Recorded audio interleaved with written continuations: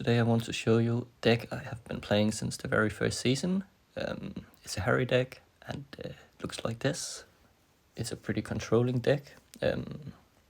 It's very good at keeping the board clear and free to go direct on your opponent. That's usually how I use it.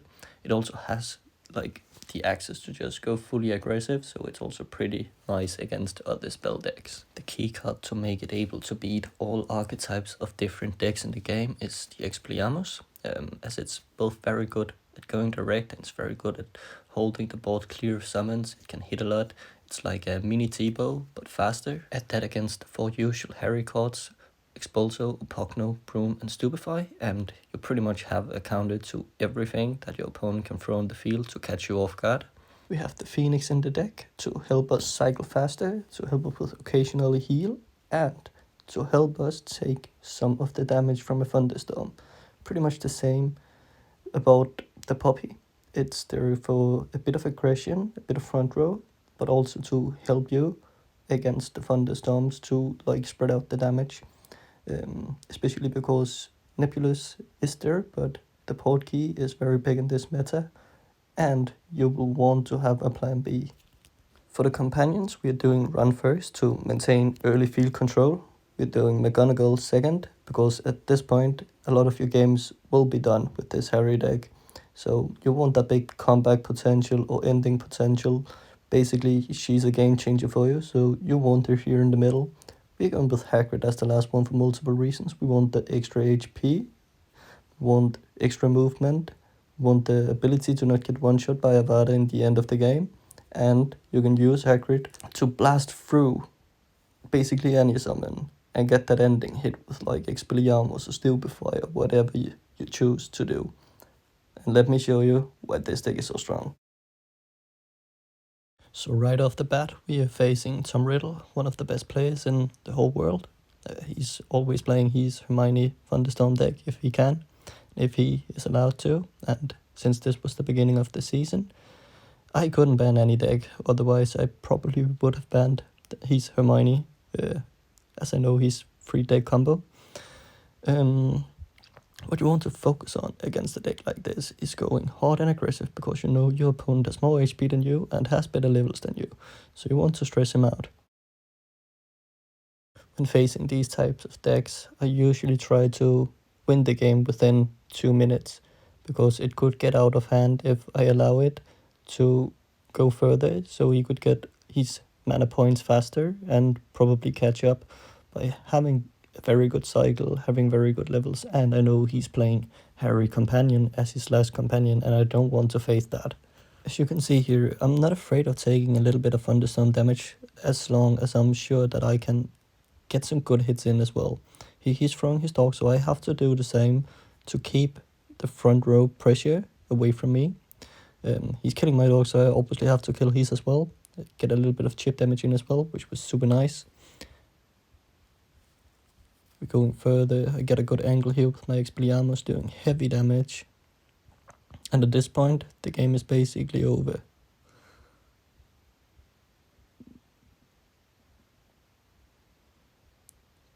So we're dodging, we're getting this. Now all that's left to do is find a good angle to end the game with an Expelliarmus, and there we go. Next up we have a game against Greeny and his number 1 Luna deck. So to be honest, he got me kinda confused here in the beginning, because usually he's playing Hermione Thunderstorm as well, that or a summon deck with either Newt or Bellatrix. So imagine my surprise when I saw he was trying out something new. It took me a while to figure out exactly what I was up against, but I kinda suspected that it could be a Luna deck, and I got confirmed as soon as he did this, using Protego to Talon. So from this point I knew I had to get in my direct hits on him while Protego was out of his cycle.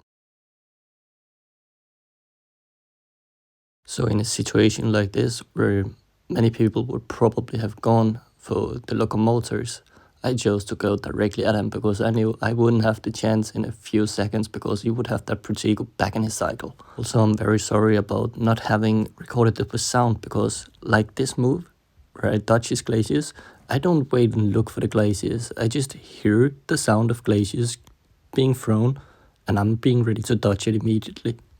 So at this point, we are buying ourselves a little bit of time because we want to get a strong hit by the Expelliarmus once we have the McGonagall out.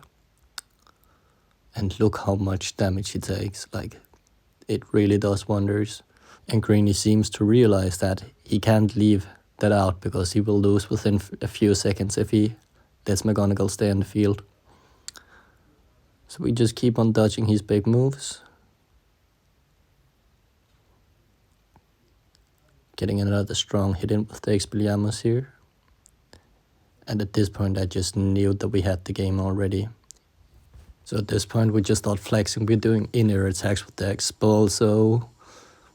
Waiting a little bit for him, getting a strong hit with the Expelliarmus. He's getting his McGonagall out a little bit too late to make a real difference for him. And here we go, Expulso and GG Greeny.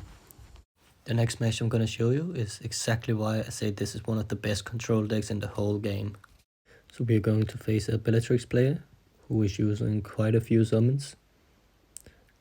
And just look how your cycle is going to completely demolish every single thing he's trying to do here. Like, you're just waiting for him to do something that will surprise you, but he isn't, because you won't get surprised when you have your cycle in order. So from this stage, you just keep on doing counter moves to every move that he's doing. I'm throwing out my Ron here to get away with that Hermione. And now I'm just waiting, healing up a little bit from the Phoenix, waiting for his next move, and here he comes. Boom, countering it again. At this point, we know we're back to cycle 1, so let's just do it all over one more time. And now we know there's a pretty big chance of the next move being Matagot, and we don't have the Expelliarmus in hand this time because we used it to counter the Orb of Water. So, we're just using the Broom this time. It will work just as fine if you just give it a few basic hits again, and here we go, back to the normal cycle. Get the Pixies away with Expulso and hit him hard with Expelliarmus. This stage I have to think fast. Either I go for the player and the bomb box, or I go for the Ron. So I let the Ron hit me and go for the bomb box and the player because I don't want the bomb box to be able to help his other summons out. And I have the Phoenix to help me out with gaining a little bit more HP. So we're going back into the counter cycle part.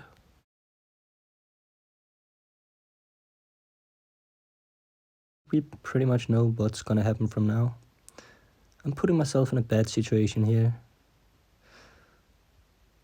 And I did horribly on this Expulso, to be honest. It should have been hitting everything, but we're that far in front that we can afford to make a mistake or two.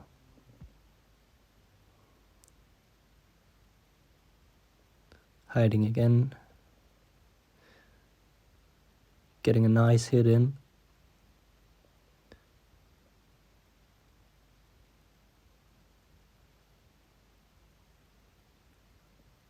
And here we go, ladies and gentlemen. He doesn't know what to do at this point. And GG. Next up, I will show you how I usually play against the Neville.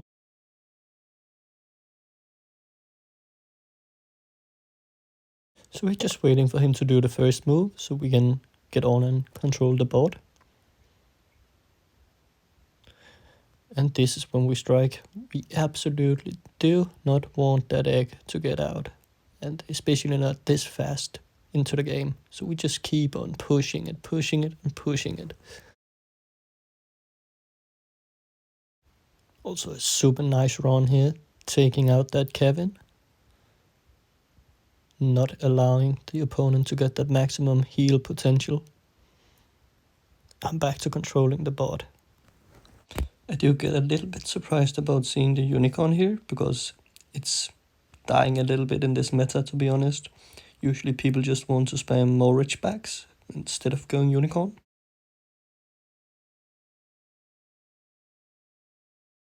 You might have noticed that I didn't play my Phoenix in this game, and it's because I know I simply cannot out-heal a Neville, so there's no point in trying. On the other hand, what I can do is out-damage him. So my focus will be purely on controlling the board and getting as much damage in as possible before we hit the 2-minute mark. Playing Howler here might seem weird, but it was actually a very good move from his part. It did so I couldn't control the board, and he got the dragon out. This is when Neville could get very, very scary, because suddenly he has a lot of the board that I want to clear. But instead I'm choosing to go directly at him for the rest of the game, and hopefully I'll kill him within the 2-minute mark, so he doesn't get that Daniel out. What I'm doing here is I basically just wait for my Hagrid to be ready, so I can blast through it all and give him my ending hit. Look at this. Exactly what I mean when I said in the beginning that Hagrid could blast through summons and help you get those ending hits. Next up we have G-Kill and his Snape deck. Snape is pretty strong in this current meta. People love Obscuros, people love Kevin. A lot of players has them really high levels too, so you're gonna face that a lot. Lucky for us, it's not the biggest problem when playing Harry, and let me show you why. You're starting off here pretty nicely, getting down the Phoenix for faster rotation. He's getting down his Kevin, trying to get those hits in with the time turner.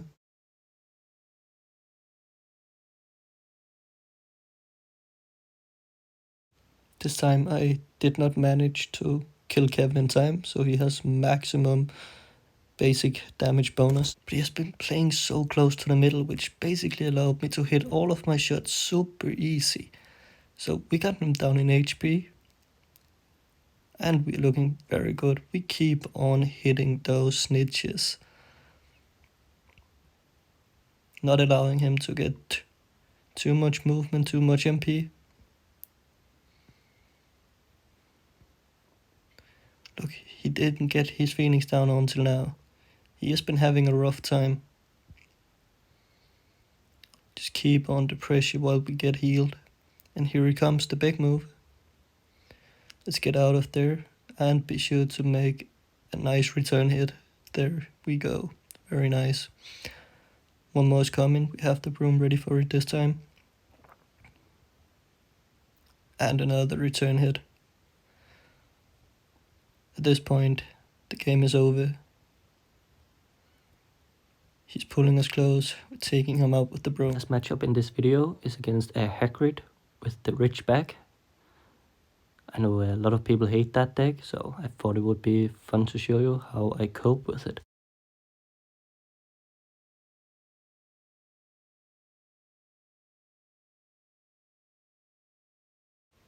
The same rules applies this time. We want to go hard on that egg so it doesn't get out. So we keep on pushing. And keeps on doing heavy damage.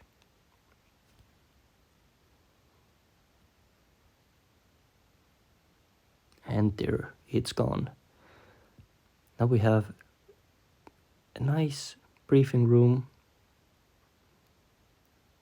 to get in some damage directly on the player. But let's not forget that it's also super important to save up a little bit of mana points for the next deck. So do not do like I do here and go for more damage directly on the player. You should have been saving up. I'm gonna learn my lesson.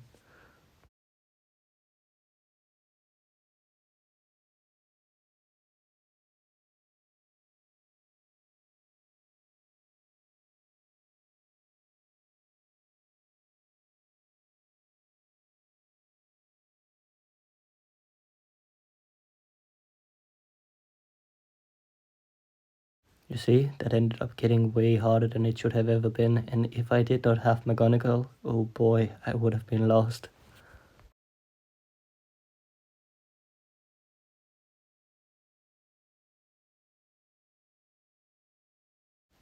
Here comes another egg, but this time we are way better prepared for it. So we're going in, heavy damage, pushing it. We have that front row. It's looking nice. He's trying to... Well, it was actually a bit...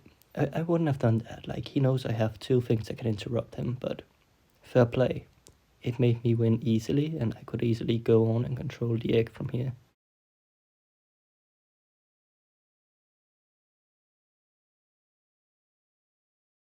So he's going for that one last egg, but of course we're not going to allow him, just going to straight up kill him. Keep on applying pressure. Keep on shooting at him too. And here we go. Poppy is killing him. I also want to show you what happens if you do not control the egg and ghost for a little bit too much damage. I faced him just after the other game as well. And this time, oh boy, I was not really good at controlling those eggs. So they are running at me. They're running at me very hard. This is a nice inflators from him. And look, I'm getting destroyed this time. But if there's one thing I have learned from playing this Harry deck, it is never give up until you have lost. Because as I told you in the beginning of the video, McGonagall is your comeback. It's your clutch ability. She is so goddamn strong for this matter. Not that it will help us out this game, because I absolutely fluked my McGonagall a little die within half a second. Jesus. And we're back to getting smashed.